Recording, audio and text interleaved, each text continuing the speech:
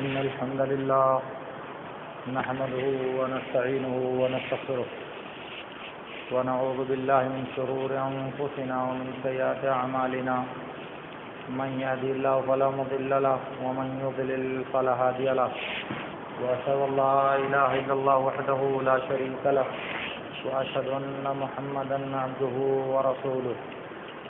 يا أيها الذين آمنوا اتقوا الله حق تقاته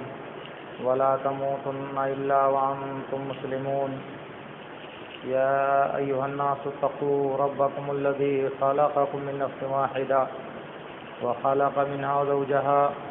وبث منهما رجالا كثيرا ونساء واتقوا الله الذي تساءلون به والأرحام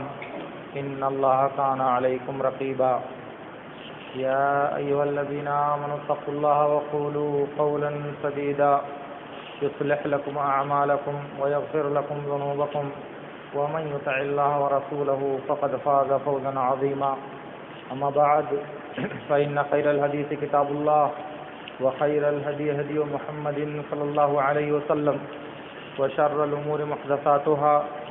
وكل محدثة بدعة وكل بدعة ضلالة وكل ضلالة في النار قال الله تعالى قاف والقرآن المجيد بل عجبوا أن جاءهم منذر منهم فقال الكافرون هذا شيء عجيب أإذا متنا وكنا ترابا ذلك رجع بعيد قد علمنا ما تنقص الأرض منهم وعندنا كتاب حفيظ بل كذبوا بالحق لما جاءهم فهم في أمر مريج أفلم ينظروا إلى السماء فوقهم كيف بنيناها وزيناها وما لها من فروج والأرض مددناها وألقينا فيها رواسي وأنبتنا فيها من كل زوج بهيج تبصرة وذكرى لكل عبد منيب.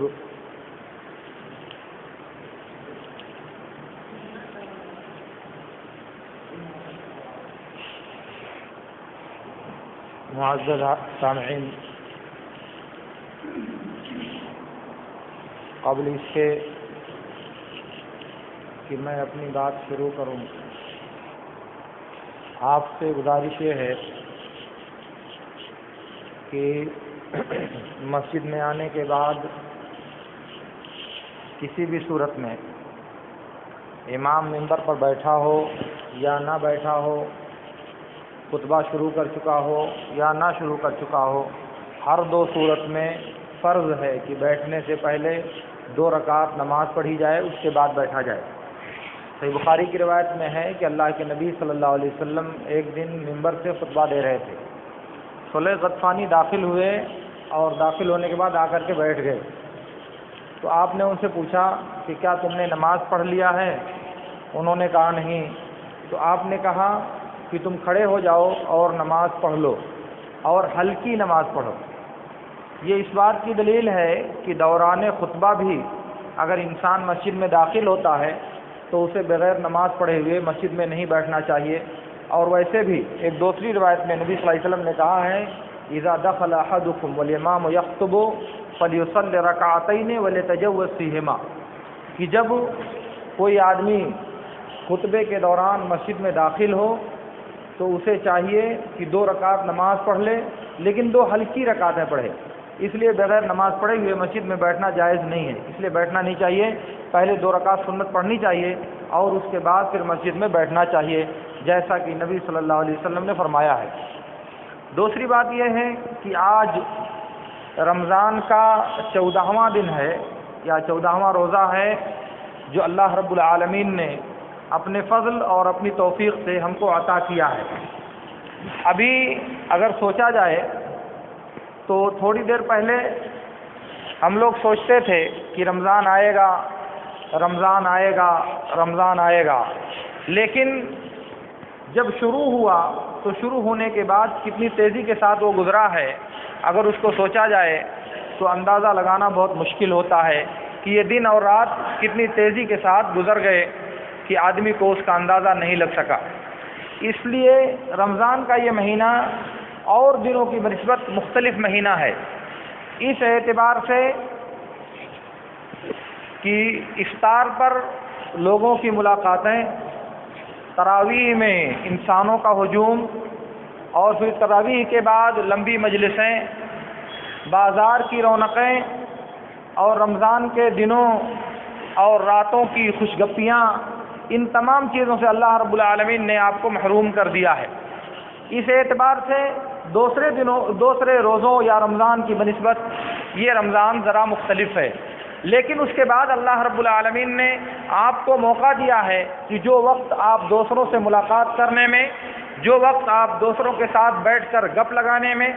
جو وقت آپ دوسروں کا استقبال اور ان کی زیارت کرنے میں صرف کرتے تھے، وہ وقت آپ اللہ رب العالمین کی طرف متوجہ ہو کر، اللہ رب العالمین کے دربار میں حاضر ہو کر اس سے لو لگا کر وہ وقت کاٹیں۔ گویا کہ اللہ رب العالمین نے آپ کو اس رمضان میں مہلت دیا ہے، فرصت دیا ہے کہ آپ زیادہ سے زیادہ وقت اللہ رب العالمین سے متعلق ہو کر، اللہ رب العالمین کے قریب رہ کر اس کا قرب اور اس کی رضا حاصل کرنے کی کوشش کریں۔ تو اس اعتبار سے یہ رمضان دوسرے مہینوں یا دوسرے سالوں کے رمضان سے مختلف ہے، لیکن جو اللہ کی رحمتیں اور اللہ رب العالمین کی جو برکتیں اور اللہ رب العالمین کی جو نوازشیں اور دنوں میں ہوتی تھی،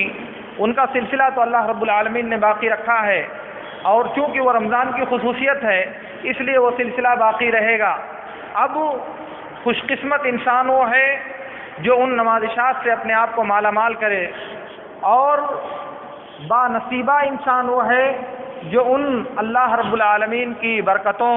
اور اللہ کی رحمتوں سے اپنے دامن کو بھر لے۔ اس لیے اس ماہ کے دنوں اور راتوں کو، اس ماہ کی گھڑیوں کو غنیمت سمجھنا چاہیے اور ان سے زیادہ فائدہ اٹھانے کی کوشش کرنی چاہیے۔ یاد رہے کہ زندگی میں فرصت کے یہ لمحات، زندگی میں عدم مشغولیت کے یہ اوقات انتہائی قیمتی ہوا کرتے ہیں، آسانی سے انسان کو یہ فرصت میسر نہیں ہوتی۔ اسی لیے اللہ کے نبی صلی اللہ علیہ وسلم نے ارشاد فرمایا ہے، نعمتان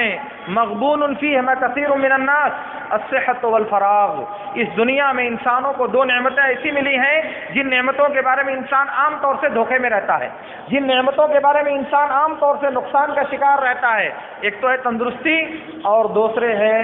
فراغ، فرصت کے لمحات، مشغولیت کا نہ پایا جانا۔ آپ کبھی سوچیں گے کہ تندرستی اس انسان سے آپ پوچھیں جسے اللہ رب العالمین نے بیماریوں میں مبتلا کر دیا ہو، تندرستی کی قدر، اس کی نعمت کیا ہوتی ہے، کسی ایسے انسان سے پوچھیں جو انسان بیماریوں میں مبتلا ہو چکا ہو، وہ بتائے گا آپ کو کہ صحت اور تندرستی کا مفہوم کیا ہوتا ہے۔ اسی طرح سے جب انسان کو اللہ رب العالمین فرصت عطا کرے، اس کی مشغولیت کو کم کر دے یا ختم کر دے، اسے موقع مل جائے اللہ رب العالمین کی طرف سے، تو اسے غنیمت سمجھنا چاہیے، اسے استعمال کرنے کی کوشش کرنی چاہیے، اسے یوں ہی بے مقصد اور بے فائدہ ضائع کرنے سے انسان کو بچنا چاہیے۔ کیوں؟ اس لیے کہ جب انسان مشغول ہو جاتا ہے تو مشغولیت کی حالت میں چاہنے کے بعد بھی وہ کام نہیں کر پاتا جو وہ کرنا چاہتا ہے، چاہنے کے بعد بھی وہ انسان اپنے آپ کو اس چیز میں نہیں لگا پاتا جس میں وہ لگانا چاہتا ہے، کیونکہ دوسری مصروفیات، دوسری ضروریات اور دوسری مشغولیات اس کے سامنے کھڑی ہوتی ہیں، جن میں مشغول رہ کر وہ اپنے آپ کو ہلکان اور تباہ کرتا رہتا ہے، مگر اپنی چاہی ہوئی چیز کو پورا نہیں کر پاتا۔ اس لیے جب انسان مصروف ہو جائے گا تب اس کو احساس ہوگا کہ میں جب مشغول نہیں تھا، مجھے پاس جب فرصت تھی تو اگر میں نے اس کو بہتر طریقے سے استعمال کیا ہوتا تو کتنا اچھا ہوتا، کیونکہ آج چاہنے کے بعد بھی میں اس کو استعمال نہیں کر سکتا۔ اسی لیے اللہ کے نبی صلی اللہ علیہ وسلم نے فرمایا تھا کہ اغتنم خمسن قبل خمسن، 5 چیزوں کو 5 چیزوں سے پہلے غنیمت سمجھو، یعنی 5 چیزوں سے فائدہ اٹھاؤ 5 چیزوں کے آنے سے پہلے۔ اسی میں سے ایک چیز ہے حیات کا قبل موت کا، وفراغ کا قبل شغل کا، زندگی کو غنیمت سمجھو موت آنے سے پہلے، فرصت کے لمحات کو غنیمت سمجھو مشغولیت کا وقت آنے سے پہلے۔ اس کا مطلب یہ ہے کہ نبی صلی اللہ علیہ وسلم نے متنبہ کیا ہے کہ انسان کو اگر اللہ نے زندگی دیا ہے تو اس زندگی کو استعمال کیا جائے، اس سے فائدہ اٹھایا جائے، اس میں نیکیاں کر کے اللہ رب العالمین کی رضا تلاش کی جائے، اللہ رب العالمین کو راضی کرنے کے لیے عبادتوں میں اپنے آپ کو مشغول کیا جائے، کیونکہ کب یہ زندگی ختم ہو جائے کوئی انسان اپنے بارے میں یا کسی دوسرے کے بارے میں اس کی خبر نہیں دے سکتا۔ اس لیے جب انسان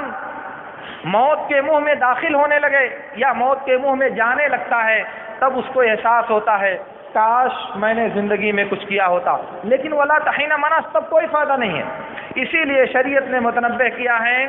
کہ وہ وقت آنے سے پہلے زندگی کے ایام میں جو طول، جو درازی اور جو لمبائی اللہ رب العالمین نے عطا کیا ہے اس سے فائدہ اٹھایا جائے، اس کو بہتر طریقے سے استعمال کیا جائے، رب کی رضا کے لیے اس کو مکمل طور سے اور بھرپور طریقے سے استعمال کرنے کی کوشش کی جائے۔ اسی طرح سے وہ فراغ کا قبل شغل کا، مشغولیت سے پہلے اپنی فرصت کے لمحات کو غنیمت سمجھیں، مشغولیت کا وقت آنے سے پہلے اپنا جو فراغ اور خالی وقت ہے اس کو بہتر طریقے سے استعمال کرنے کی کوشش کریں۔ آج یہ جو وبا، یہ جو پریشانی اور یہ جو مصیبت پوری دنیا کے انسانوں پر اللہ رب العالمین نے مسلط کیا ہے کرونا وائرس کی شکل میں، اس نے دنیا کے بیشتر انسانوں کو خالی فارغ کر دیا ہے، فرصت دے دیا ہے۔ اس فرصت کا تقاضا یہ ہے کہ اللہ رب العالمین کے عذاب سے اپنے آپ کو بچانے کے لیے، اللہ رب العالمین کی گرفت سے اپنے آپ کو محفوظ کرنے کے لیے ان اوقات کو بہتر طریقے سے استعمال کرنے کی کوشش کی جائے۔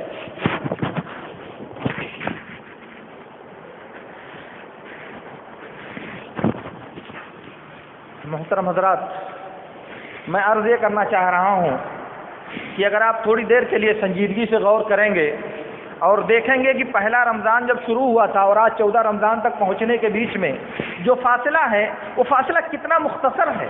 کتنا محدود ہے۔ ایسا لگتا ہے کہ چند ساعتوں کی بات ہے کہ ہم نے رمضان شروع کیا اور پھر فوراً یہاں تک پہنچ گئے۔ یہ جو وقت بیتتا ہے اتنی تیزی کے ساتھ، اس کا ادراک کرنا چاہیے، ہمیں اس کا احساس کرنا چاہیے اور یاد رہنا چاہیے کہ یہ جو گھڑیاں گزر رہی ہیں انہی گھڑیوں کا نام زندگی ہے، انہی دنوں اور راتوں کا نام زندگی ہے۔ جس قدر یہ گھڑیاں تیزی کے ساتھ بیتتی جا رہی ہیں اسی قدر تیزی کے ساتھ ہماری زندگی بھی گھٹتی جا رہی ہے، زندگی کم ہو رہی ہے۔ لوگ خوش ہوتے ہیں کہ عمر بڑھ رہی ہے، نہیں میرے عزیزو، عمر گھٹ رہی ہے، عمر میں کمی آ رہی ہے۔ تو یہ دن اور رات، یہ منٹ اور سیکنڈ مل کر کے ہماری زندگی بنتی ہے، اس لیے ان کو بہتر طریقے سے استعمال کرنا اس بات کا سبب ہے کہ آپ اللہ رب العالمین کی رضا حاصل کر سکتے ہیں۔ اسی لیے انسان کے دل کی جو دھڑکن ہے، انسان کی یہ جو نبض ہے، وہ انسان کو بتاتی ہے کہ یہی جو منٹ اور سیکنڈ ہے یہی تمہاری زندگی ہے، اسی کا نام اور اسی کے مجموعے کا نام زندگی ہے۔ اس لیے اگر ان منٹوں اور سیکنڈوں کو ایسے ہی آپ ضائع کر دو گے تو اس کا دوسرا مطلب یہ ہے کہ آپ نے اپنی حیات مستعار کو، آپ نے اپنی قیمتی زندگی کو ایسے ہی ضائع کر دیا، ایسے ہی برباد کر دیا، آپ نے اس کو کسی مصرف اور کسی بہتر کام میں استعمال کرنے کی کوشش نہیں کی۔ اس لیے ان لمحات کو غنیمت سمجھیے کہ یہی لمحے ہماری زندگی کا نام ہے، اور پھر ان لمحات میں اگر اللہ نے فرصت دیا ہے تو یہ فرصت ایک دوسری نعمت ہے اللہ رب العالمین کی۔ یہ بہت عظیم نعمت ہے کہ انسان کو اللہ رب العالمین خالی وقت دے، فرصت کے اوقات انسان کو اللہ تعالیٰ عطا کرے جن کو انسان اپنی مرضی کے مطابق استعمال کر سکے۔ عقل مند وہ ہیں جو ان فرصت کے لمحات کو، جو ان عدم مشغولیت کے اوقات کو رب کی رضا، اللہ کی خوشنودی اور اللہ کی جنت حاصل کرنے کے لیے استعمال کرے۔ میرے دوستوں یاد رکھیں، زندگی جو رب نے دیا ہے وہ ٹھہرنے والی زندگی نہیں ہے، وہ گزرنے والی زندگی ہے، وہ مسلسل رواں دواں ہے، وہ کٹتی جائے گی، گزرتی جائے گی۔ آپ چاہے شر میں رہو، برائی میں رہو تب بھی کٹے گی، بھلائی میں رہو تب بھی کٹے گی، آسانی میں رہو تب بھی کٹے گی، دشواری میں رہو تب بھی کٹے گی، اسے گزرنا ہی گزرنا ہے، وہ ٹھہرنے والی نہیں ہے۔ اس لیے سب کی زندگی کٹتی ہے، مسلمان کی بھی کٹتی ہے، کافر کی بھی کٹتی ہے، اچھوں کی بھی کٹتی ہے، بروں کی بھی کٹتی ہے، دینداروں کی بھی کٹتی ہے اور بدکاروں کی بھی کٹتی ہے، سب کی زندگی کٹتی ہے۔ لیکن بہتر زندگی کس کی کٹتی ہے؟ بہتر زندگی کاٹنے والا انسان کون ہے؟ آپ جب اس پر غور کرو گے